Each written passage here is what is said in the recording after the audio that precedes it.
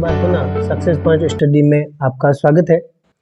अपन बात कर रहे थे कोशिका के बारे में, उसके अपने परिभाषा, उसके प्रकारों के बारे में, साइज और संरचना के बारे में अपन अध्ययन किया था। उसके भागों के बारे में भी अपन अध्ययन किया था। भागों को आगे लेते हुए चलते हैं। आज अपन अध्ययन करेंगे कोशिका के अंगकों के बारे में। कोशिका के अंगक क्या होते हैं, क्या सहायता प्रदान करते हैं।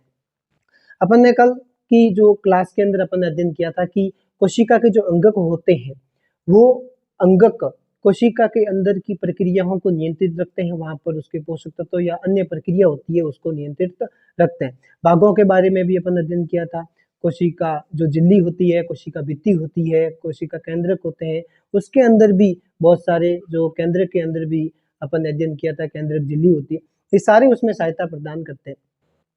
कल अपन ने एक कोशिकीय और बहुकोशिकीय जीवों के साथ साथ यूकैरियोटिक और प्रोकैरियोटिक के बारे में अध्ययन किया था।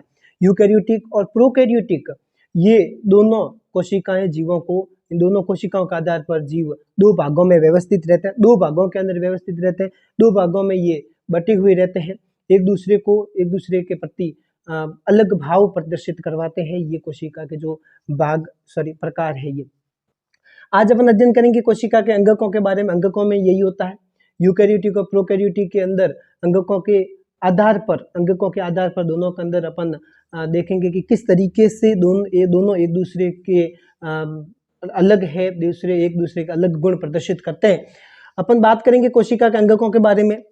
तो कोशिका के विशेष रूप से 6 अंगक है, जैसे अंतर्द्रव्यीय जालिका, गोल्जी उपकरण, लाइसोसोम, माइटोकॉन्ड्रिया, प्लेस्टिड और रसदानियां, ये विशेष करके अंगक है। इनके बारे में अपन विस्तृत चर्चा करेंगे। आज की क्लास में अपन अंतर्द्रव्यीय जालिका और गोल्जी उपकरण के ऊपर चर्चा करेंगे। बाकी की अगली क्लास के अंदर इसके बारे में अपन पढ़ेंगे क्या क्या होता है एक दूसरे के बारे में। अपन सबसे पहले देखेंगे अंतर्द्रव्यीय जालिका के बारे में। ये अंतर्द्रव्यीय जालिका होती है। साथ साथ में आप जो ये लिखे हुए शब्द हैं या जो इनके बारे में मैं अंगकों के बारे में बता रहा हूँ, तो साथ साथ में नोट्स भी आप बनाते जाइए, जो शॉर्ट बातें हैं जो आप आसानी से समझ सकोगे। पहली अंतर्द्रव्यीय जालिका झिल्ली युक्त नलिकाओं तथा शीट का एक बहुत बड़ा तंत्र होता है। झिल्ली युक्त नलिकाओं तथा एक शीट का बहुत बड़ा तंत्र होता है। दूसरा, ये लंबी नलिका गोल तथा आयताकार थैलीनुमा संरचना होती है। ये लंबी नलिका गोल तथा आयताकार थैलीनुमा ये संरचना होती है अंतर्द्रव्यीय जालिका। ये प्लेज्मा झिल्ली के समरूप कार्य करती है। प्लेज्मा झिल्ली के साथ में समरूप कार्य करती है, जो अपन ने पहले ही अध्ययन कर चुके हैं। प्लेज्मा झिल्ली क्या होती है इसके बारे में पहले ही अपन अध्ययन कर चुके हैं, क्योंकि जो कोशिका झिल्ली होती है इसको ही प्लेज्मा झिल्ली कहते हैं। प्लाज्मा झिल्ली कहते हैं। प्लाज्मा झिल्ली या प्लेज्मा झिल्ली एक ही होता है, ठीक है। इसके प्रकार दो भागों में इसको बांटते हैं। शॉर्ट रूप में अंतर्द्रव्यीय जालिका को ER कहते हैं। शॉर्ट रूप में अंतर्द्रव्यीय जालिका को ER कहते हैं। इसका जो पहला प्रकार है वो खुरदरी अंतर्द्रव्यीय जालिका, जिसको RER कहते हैं। खुरदरी अंतर्द्रव्यीय जालिका को क्या कहते हैं? RER कहते हैं। ध्यान से समझिएगा, समझ में आ जाएगा। सूक्ष्मदर्शी से इसको देखने पर ये कैसी दिखाई देती है? खुरदरी दिखाई देती है। जो खुरदरी अंतर्द्रव्यीय जालिका होती है, जिसको अपने सूक्ष्मदर्शी की सहायता से देखते हैं तो अपन को कैसी दिखाई देती है? खुरदरी दिखाई देती है। इसमें राइबोसोम लगे होते हैं। इस जो अंतर्द्रव्यीय जालिका होती है इसके अंदर राइबोसोम लगे होते हैं। ये प्रोटीन का संश्लेषण करते हैं। राइबोसोम का काम क्या होता है? ये प्रोटीन का संश्लेषण करते हैं। और जो प्रोटीन का संश्लेषण करने के पश्चात जो तैयार प्रोटीन होते हैं, उन तैयार प्रोटीनों को ER में भेजने में ये सहायता करते हैं। ER का मतलब अंतर्द्रव्यीय जालिका के अंदर ये भेजने में क्या करते हैं? सहायता प्रदान करते हैं। दूसरा इसका प्रकार है वो है चिकनी अंतर्द्रव्यीय जालिका। इसको शॉर्ट रूप में SER कहते हैं। ये वसा व लिपिड को बनाने में सहायता करती है। वसा होती है उसको फैट, और लिपिड को बनाने में सहायता करती है। वसा चिकना पदार्थ होता है, आपको पता ही है, इसलिए इसका यहाँ से आप ये समझ सकते हो कि चिकनी है, इसलिए वसा और लिपिड का ये मतलब बनाने में सहायता करती है। प्रोटीन तथा वसा को कोशिका झिल्ली के द्वारा आगे की तरफ भेजती है। प्रोटीन तथा वसा जो होती है इसको कोशिका झिल्ली में आगे की तरफ आगे देखेंगे। कोशिका अंगक का दूसरा प्रकार गोल्जी उपकरण। गोल्जी उपकरण की खोज कैमिनो गोल्जी ने की। किसने की? कैमिनो गोल्जी ने। कैमिनो गोल्जी द्वारा वर्णित गोल्जी उपकरण युक्त चपटी पट्टिकाओं का एक तंत्र है।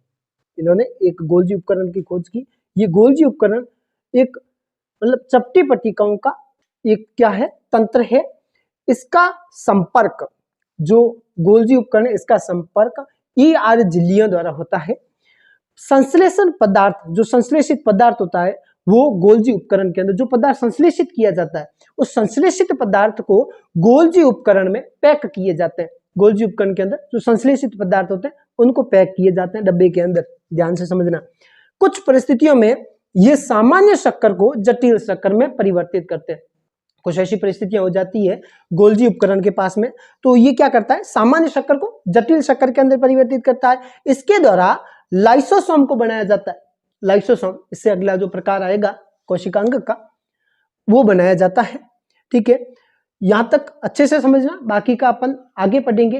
बेटा जितना शेर का जो शेर जितना भी मतलब अपन शिक्षा वो शेरनी का दूजे, जितना मतलब अपन ग्रहण करते जाएंगे उतना ही ज्यादा दाढ़ेंगे। तो जितनी आप मेहनत कर सको उतनी मेहनत करना। आपने एक लाइन अच्छी सुनी होगी कि लहरों से डर के नौका पार नहीं होती, कोशिश करने वालों की हार नहीं होती।